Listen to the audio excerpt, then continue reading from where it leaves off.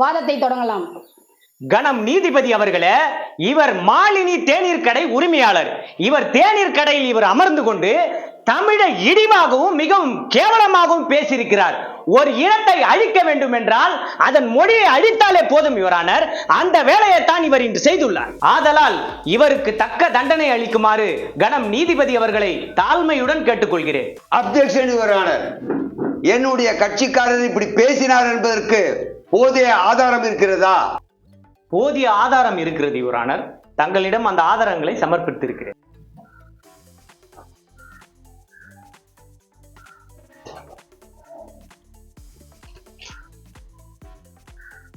Rajkumar, Rajkumar, Rajkumar.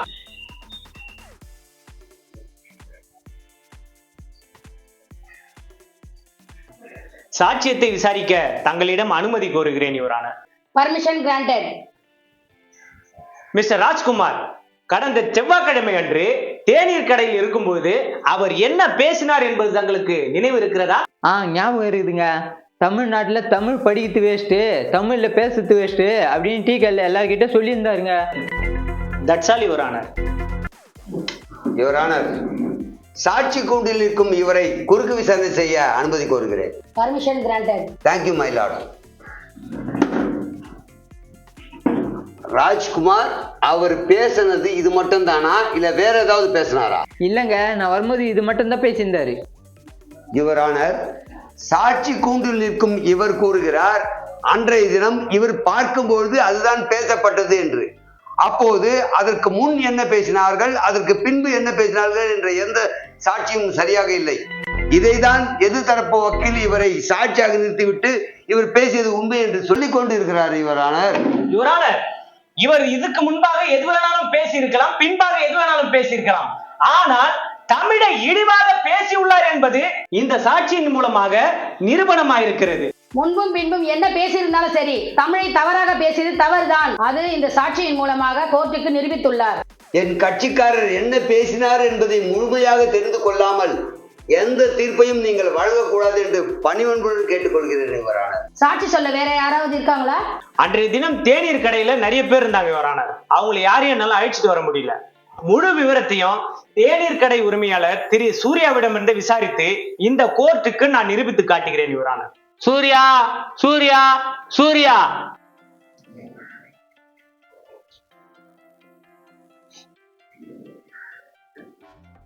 Mister Surya, அன்றைய தினம் உங்க தேநீர் கடையில என்ன நடந்ததோ இந்த கோர்ட்டுக்கு அப்படியே கொஞ்சம் எடுத்து சொல்லுங்க.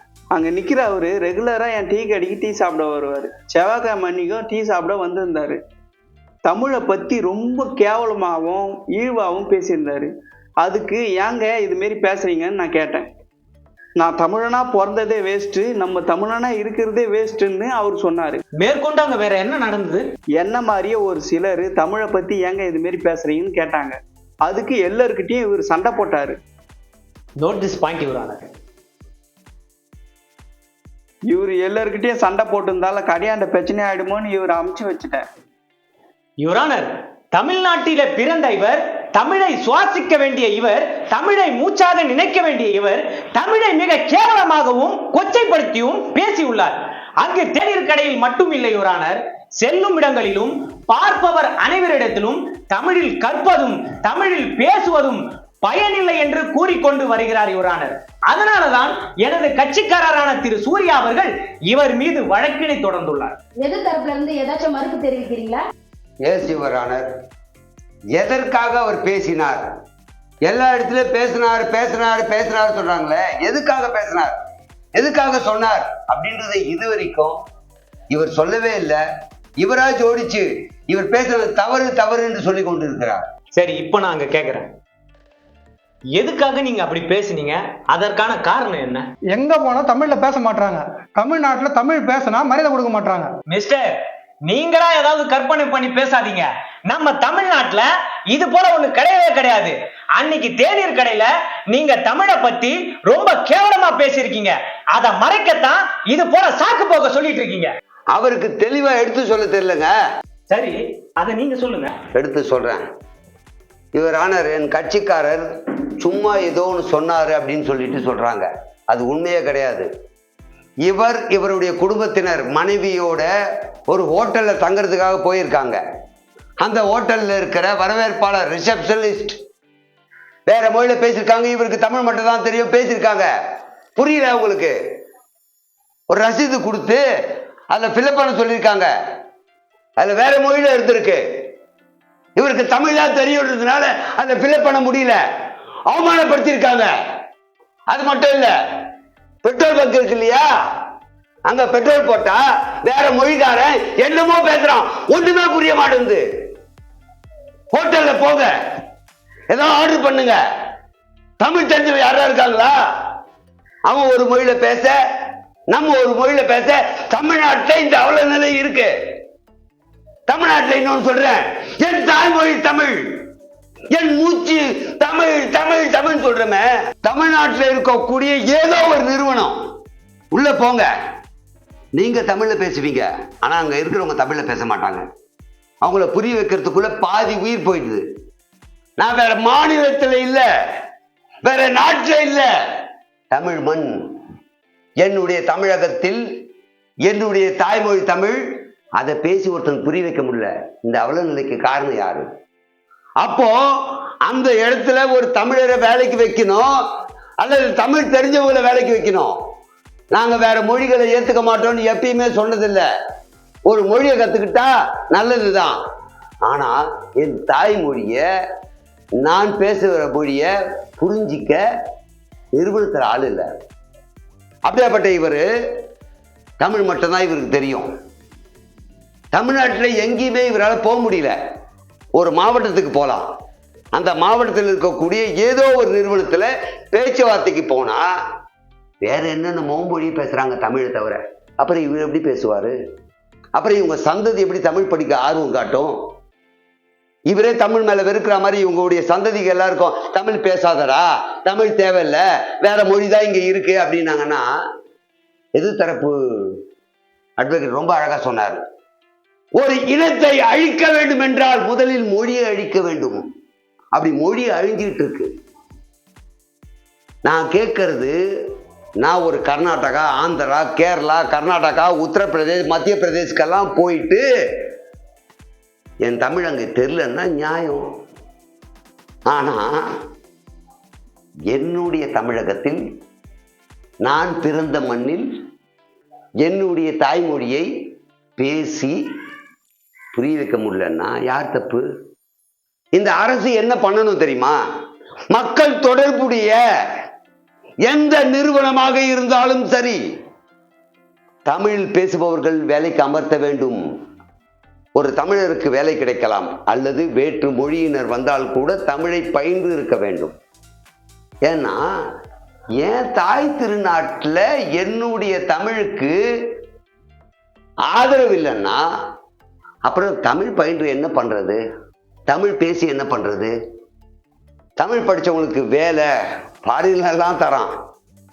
ஆனா இங்க இருக்கிற தமிழகத்துல தமிழ் தமிழ் தமிழ் உயிர் மூச்சா சொல்ற நம்ம யார் யாரையோ ஒரு பண்ணியில் அமர்த்திட்டு, இதெல்லாம் விடுங்க.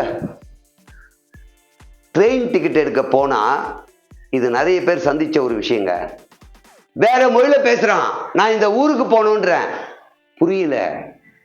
என்ன அமௌண்ட் கேட்டா அவன் ஒரு மொழியில சொல்றான், அது எவ்வளவு அமௌண்ட்னே தெரியல. அந்த பணத்தை எவ்வளவு கட்டணும், எவ்வளவு மீதம் தருவான்னு கூட தெரியல. தென்னிந்தியாவில் தமிழ்நாடு, ஆந்திரா, கேரளா, கர்நாடகா இந்த 4 மாநிலத்தில் போய் பார்த்தீங்கன்னா நம்ம தான் வச்சிருக்கோம் தமிழ் வாழ்க அப்படின்ட்டு. தெலுங்கு வாழ்க, மலையாளம் வாழ்க, கன்னடம் வாழ்கன்னு வைக்கல, ஆனால் அங்கே வாழ்ந்துகிட்டு இருக்கு. ஆனால் தமிழ் வாழ்கன்னு சொல்கிறோம். ஆனால் வந்தவரை வாழ வைப்போம்ட்டு எல்லாரையும் கூப்பிட்டு வந்து விட்டுட்டு தமிழில் பேசினா புரிய மாட்டேங்குதுங்க. தமிழகத்தில் பிறந்த எங்களுக்கு தமிழ் புரியாத ஒருத்தங்கிட்ட என்ன பேச சொல்றீங்க? அப்புறம் எப்படி தமிழ் பயில முடியும்? தமிழ் வழி கல்வி அப்படின்னா இனிமேல் எடுக்க பயப்படுவாங்க. ஐடி ஃபீல்டில் கூடங்க மற்ற மொழி படிச்சிங்கன்னா நல்ல சம்பளம், தமிழ் படித்தா சம்பளம் கம்மி.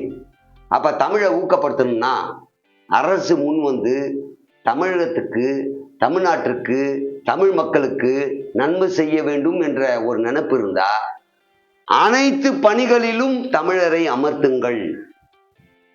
அந்நிய மாநிலத்தவர் வந்தாலும் தமிழ் பயின்று இருக்க வேண்டும், பேச தெரிந்திருக்க வேண்டும். அப்படி இருக்குமேயானால் இவரை போன்று தமிழ் வேணாம், தமிழ் கெட்டது, தமிழ் சரியில்லை, தமிழ் பேச மாட்டேன்ற வார்த்தையை சொல்ல மாட்டாங்க. இதை சொல்ல தெரியாம தான் இவர் எல்லா இடத்துலையும் போய் தமிழ் படிக்கிறது வேஸ்ட்டு, தமிழ் பேசுறது வேஸ்ட்டு, தமிழ் வேஸ்ட்டு வேஸ்ட்டு வேஸ்ட்டுன்றாரு. உண்மை நிலை இதுதான்றது உங்க எல்லாருக்கும் சொல்றேன். இது எல்லாருமே அனுபவிச்சிருப்பீங்க. நான் சொல்றது வாதத்துக்கு நினைக்காதீங்க. ஒவ்வொரு தமிழனும் ஒவ்வொரு மனிதனும் யோசிக்க வேண்டிய விஷயம்.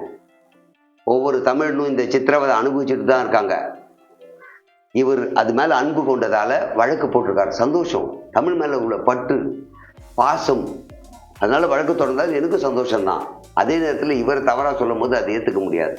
ஏன்னா அதே தமிழாலே இவர் அவதிப்பட்டிருக்காரு. அதனால இதை பரிசீலனை செஞ்சு எப்படி இந்த தமிழை வளர்க்க முடியும், எப்படி தமிழர்களை முன்னேற்ற முடியும்ன்ற ஒரு நல்ல விஷயத்தை கொடுப்பீங்கன்னு முழுசா நம்புறேன். That's all your honour. Your honour, எனது கட்சிக்காரர் தமிழ் மீது உள்ள பற்றால் இந்த வழக்கை தொடர்ந்துள்ளார். அதேபோல் இவருக்கும் தமிழ் மீது அக்கறையும் பற்றும் இருப்பது இவரின் வாதத்தின் மூலியமாக தெரிய வந்திருக்கிறது. வந்தாரை வாழ வைக்கும் தமிழகம் என்கிறோம், ஆனால் தமிழை அழித்துதான் மற்றவர்களை வாழ வைப்போம் என்றால் அதை ஏற்றுக்கொள்ள முடியாது. இவர் கூறியது போல தமிழகத்திலே வேற்று மொழியினர் பல இடங்களில் பணியமர்த்தப்பட்டுள்ளனர். அந்த இடத்துக்கு சென்று தமிழர்கள் பேசும் பொழுது பல அவதிக்கு உள்ளாக்கப்படுகிறார்கள். அதனால் தமிழகத்தில் உள்ள பணியிடங்களில் தமிழர்களோ அல்லது தமிழ் மொழி தெரிந்தவர்களையோ பணியமர்த்தினால் இது போன்ற அவதிகளில் இருந்து மக்கள் விடுபடலாம். அதனால் இதை மனதில் கொண்டு தமிழக அரசு பரிசீலனை செய்ய தாங்கள் பரிந்துரைக்குமாறு தாழ்மையுடன் கேட்டுக்கொள்கிறேன். இந்த கோர்ட் பரிசீலனை செய்ய உத்தரவிடுகிறது.